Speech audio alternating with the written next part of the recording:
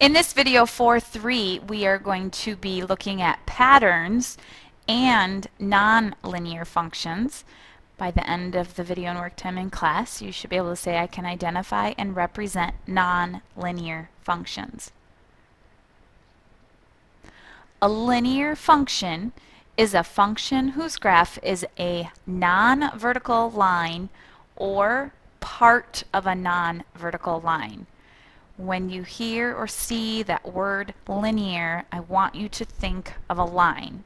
It just cannot be vertical, and we'll talk more about that and why that is the case as we work on linear functions throughout the chapter and throughout the year. A nonlinear function is a function whose graph is not a line or part of a line. So nonlinear, it does not make a line. And we will be working with these functions more and more after we master linear functions. In this problem here, I have, it's covering up, but it's conversions from inches into centimeters here. It's covering up the title of the table by accident, but we'll leave it like that. It's converting from inches to centimeters. It says the number of centimeters is a function of the number of inches as shown in the table. Is the function linear or nonlinear? So we see 1 inch is 2.54 centimeters. 2 inches is 5.08, 3 is 7.62, and 4 is 10.16. And what we see here in this function, when we look at the change in centimeters going from 2.54 to 5.08, we're adding 2.54, and same from 5.08 to 7.62, we are adding 2.54 again. And as well here from 7.62, we're adding 2.54 to get the 10.16. And so what we're seeing here is that it's constantly changing. In particular here, it's constantly going up by 2.54. We see here in the independent variable with inches that this is constant as well. If it's constant in that independent, and you see it's constant right away like this in the dependent, in this specific example, centimeters, that makes it linear. We call this the first difference right here. Once that first difference is constant, that is a linear function. In problem number 2, we have a table that shows the number of calls made in a phone tree during each level. I'm going from level 1 to 5 here. Identify the patterns to complete the table. How can you represent the relationship using words, an equation, and also a graph? Now in this problem, we're seeing something happening. We see definitely this is constant, it's going up by 1. So we're solid here in terms of the fact that so far so good with a constant relationship. But then over here on the side, I'm going to write 2, 4, 8. We should see that the pattern would be 16, and then it would be from there it'd be 32, because we're constantly doubling as we go down. So if we look at these numbers and we look at this difference from 2 to 4, the difference here is 2. From 4 to 8, the difference is 4. From 8 to 16, the difference is 8. From 16 to 32, the difference is 16. So we see that that first difference, this right here is the first difference. That is not constant. It goes up by 2, then it goes up by 4, then it goes up by 8, then it goes up by 16. Then what we do is we look at the second difference. So we look to see the difference here from 2 to 4, it would be 2. From 4 to 8, it's 4. From 8 to 16, it's 8. And once again, we see that in the second difference, it's still not constant. So then we can track the third difference, and that also is not constant. And we'll talk more and more about that first difference, second difference, and third difference in class. But if you don't see anything constant in the first, second, or third difference in this section, this is now going to be an exponential problem, which means y equals some number raised to the x power. So we have to figure out what number raised to the x power is the y. So if I come over here at the table, 1, and we're making it 2. We put in 1 for x, we get out 2 for y. Now, the pattern, I have to think, what number raised to the first power is 2? What number raised to the second power is 4? What number raised to the third power is 8? What number raised to the fourth power is 16? And so on. So what number is it that we're raising to the 1, 2, 3, 4, and 5 to get 2, 4, 8, 16, 32? And that number is 2. So we'll talk more and more about this exponential function. That would be the function right there, the equation y equals 2 to the x power.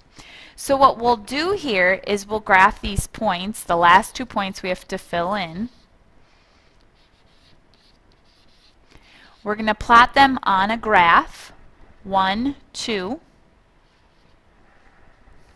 And actually, it looks like on my graph, if I went by ones, that's going to be difficult to graph these lines since I have points that are going to be 416 and 532. So I'm going to change my intervals here to 5, 10, 15, 20, and so on. There. So I'm getting rid of the interval of 1. I'm going to plot these points. So 1, 2 would be right about here, 2, 4, 3, and then 8 is going to be about here, 4, 16, right about in there, and then 5, 32 would be right about here. And so we can see here that these points are definitely not making a line. It's more like a curve. And this is what an exponential function looks like. And like I said, we're going to talk more tomorrow in class about the first difference, second difference, the third difference. If there's not a constant difference, it's going to be an exponential function. The ordered pairs 1, 1, 2, 8, 3, 27, 4, 64, and 5, 125 represent some function. What rule, or what is a rule that represents this function?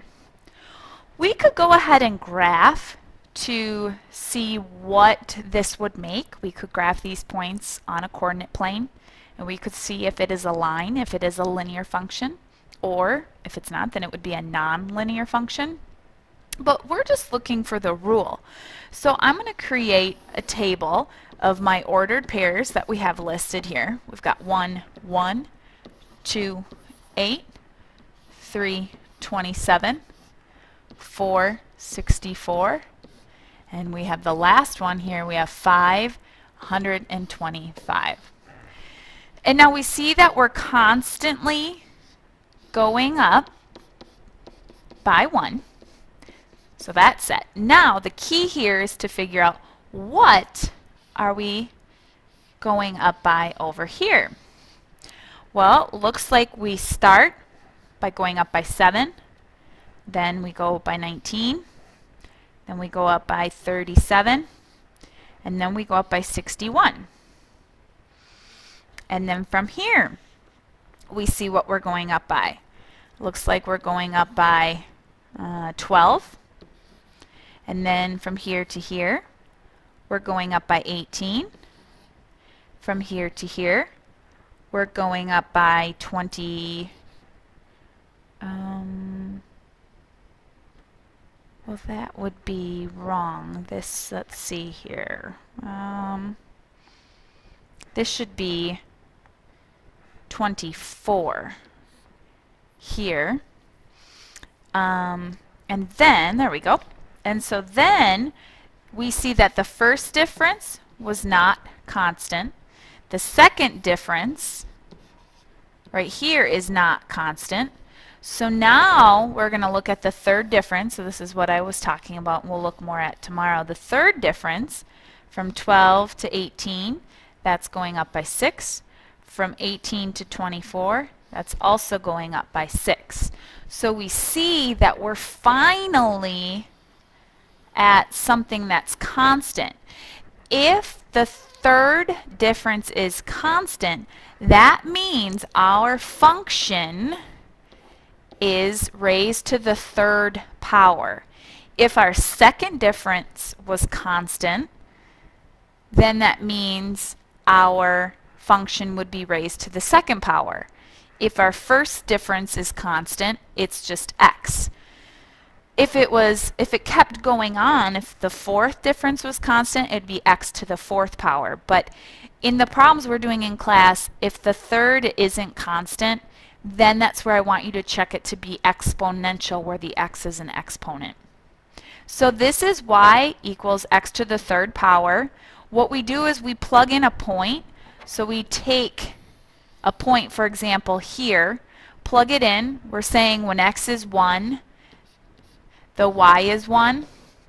We check to make sure that works, because sometimes we have to add or subtract from the x cubed. And since this works, that is the function. But we can just check one more.